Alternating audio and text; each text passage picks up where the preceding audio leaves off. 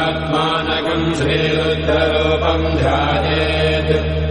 शुद्धस्फटिकसङ्काशम् त्रिनेत्रम् पञ्चवक्त्रकम्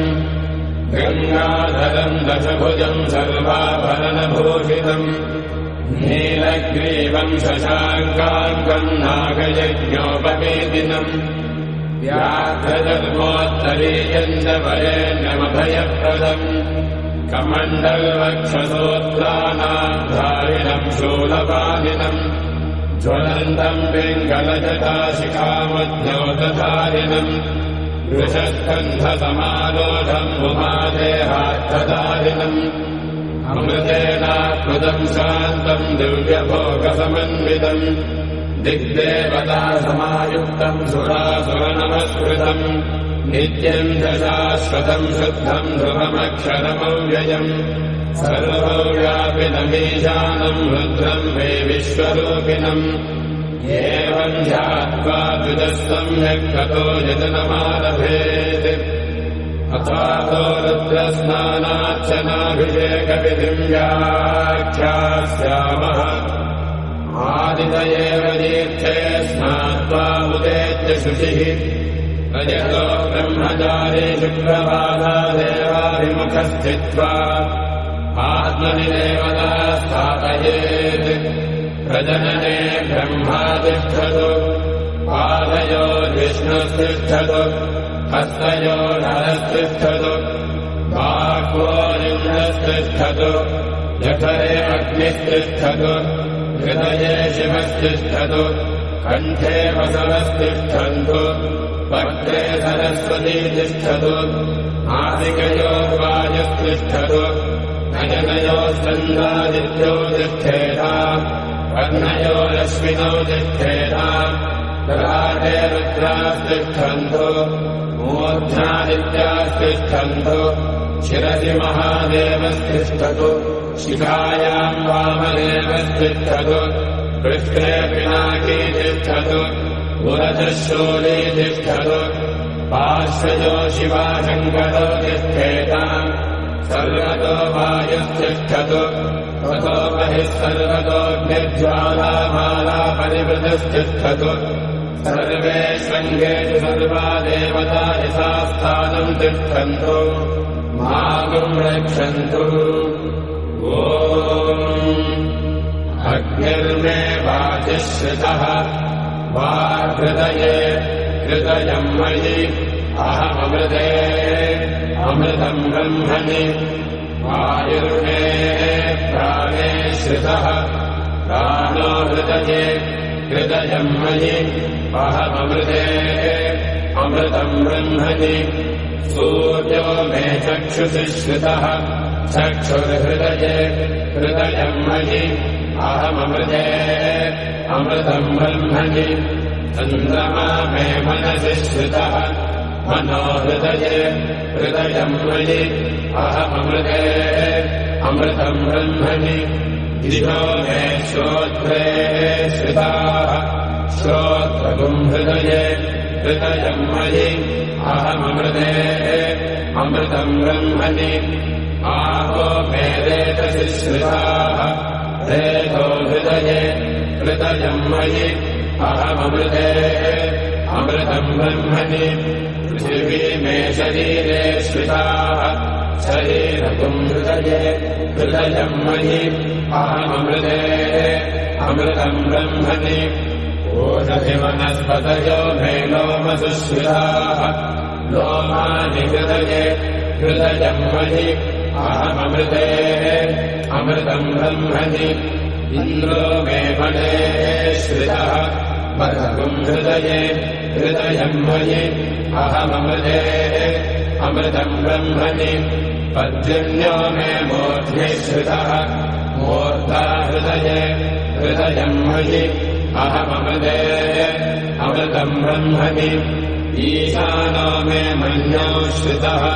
मन्यर्हृदये हृदयम् मयि अहममृते अमृतम् ब्रह्मणि आत्मानमात्मनि श्रितः आत्मा हृदये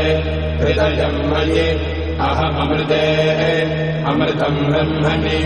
पुनर्महात्मा पुनरायुरागात् पुनःस्थानः पुनरागोतमागात् वैश्वानरो रश्मिधर्मावृधानः अन्तर्तिष्ठत्वमृतस्य गोपाः अस्य श्रीरुद्राध्याय प्रश्नमहामन्त्रस्य अघोरऋषिः अनुष्टुच्छन्दः सङ्गर्षणमोद्यस्वरूपो योऽसावादित्यः परमपुरुषस्त्वयेष रुद्रो देवता नमः शिवायेति बीजम् शिवधरायेति शक्तिः महादेवायेति कीलकम्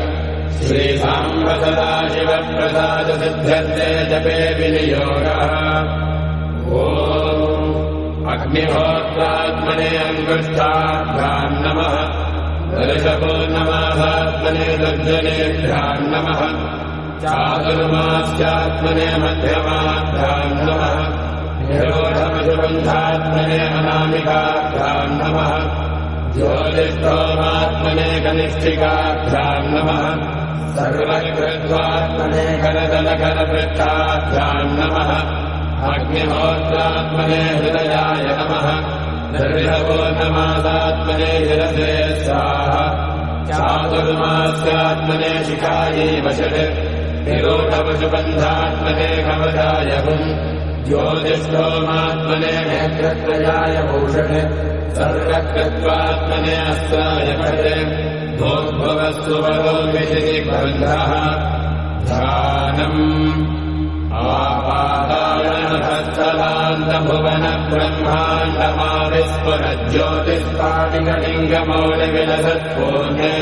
आपातालनभत्सलान्तभुवनब्रह्माण्डमाविस्फुरज्योतिष्पाटिकलिङ्गमौलिविलसत्पूर्णेन्दुवान्तामृतैः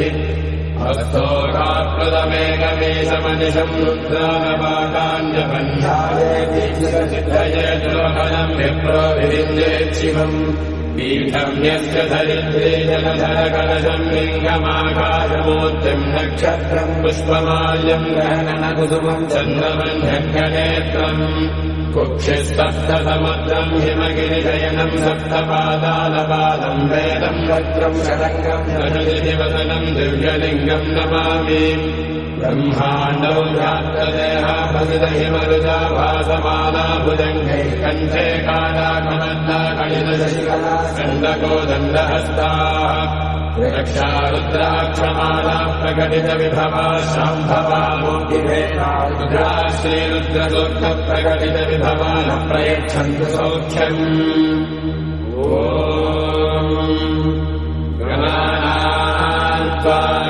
गणपतिगुम्भवामहे कविम् कवीनामुपमश्रवस्तमम् ज्येष्ठराजम् ब्रह्मणाम् ब्रह्मणस्पत आनशृण्वन्नो दिभिस्सेदसादनम् ॐ महागणपतये नमः ॐ संसमे मयस्तमे प्रियञ्चमे न कामस्तमे कामस्तमे सौमनसस्तमे भद्रञ्चमे श्रेयस्तमे वश्यस्तमे यशस्तमे भगस्तमे द्रविणञ्चमे यन्तादमे धर्तादमे क्षेमस्तमे धृतिश्चमे विश्वञ्चमे महस्तमे संविच्छमे ज्ञातञ्चमे सोऽस्तमे प्रसोऽस्तमे धीरञ्चमे वयस्तमृतञ्चमे मृतञ्चमे यक्ष्मञ्चमे रामयश्चमे जीवातुश्चमे दीर्घायुत्वञ्चमे नमित्रञ्चमे भयञ्चमे सुगञ्चमे शयनञ्चमे सूषाचमे सुदिनञ्चमे ॐ शान्तिः शान्तिः शान्तिः ॐ नमो भगवते रुद्राय ॐ नमस्ते रुद्रमण्यवभूतोदयिषवे नमः नमस्ते अस्तु धन्वने बाहुभ्यामुदवे नमः यादयुषुः शिवतमा शिवम् बभूवते धनुः शिवाशरव्याया तपदया नो रुद्रमृडया याते रुद्रशिवा तनोरघोरापापकाशिनी दयानस्तनुवासन्दमया गिरिशन्दाभिजाकशीः यामिषङ्गिरिदण्डहस्ते विभर्षस्तवे शिवाङ्गे प्रदाम् गुरुवायुगम् चेत् पुरुषम् जगत् शिवेन वचसात्वागिरिसाच्छा वदामसि यथा नः सर्वमिध्यगतयक्ष्मगम् सुमनास अध्यवोजदभिवक्ता प्रथमो देवाभिषक् अहेजश्च सर्वाजम्भयन् सर्वास्तयानुधान्यः असौ यस्ताम्भो अर्णवुदबभ्रस्वमङ्गलः ये क्षेमागम् रुद्राभितो दिक्षुश्रिता सहस्रशो वैशाम्भेरयीमहे असौ योपसर्पतिनीलग्रीवो विलोहितः उदैनम् गोपादृशन्नदृशन्नदार्या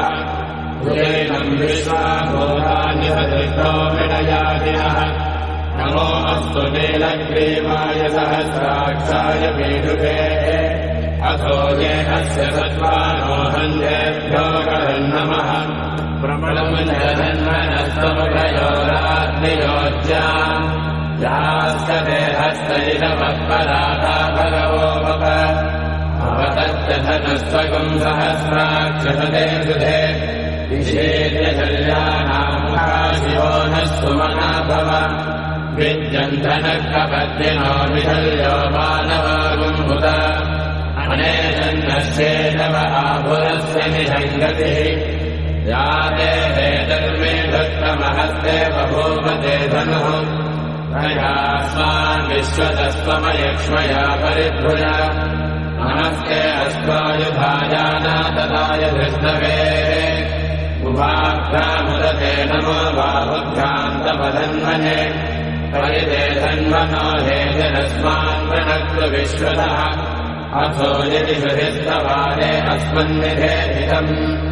नमस्ते अस्तु भगवन् विश्वेश्वराय महादेवाय त्र्यम्बकाय त्रिपुरान्तकाय त्रिकाग्निकालाय कालाग्निरुद्राय नीलकण्ठाय मृत्युञ्जयाय सर्वेश्वराय सदाशिवाय श्रीमन्महादेवाय नमः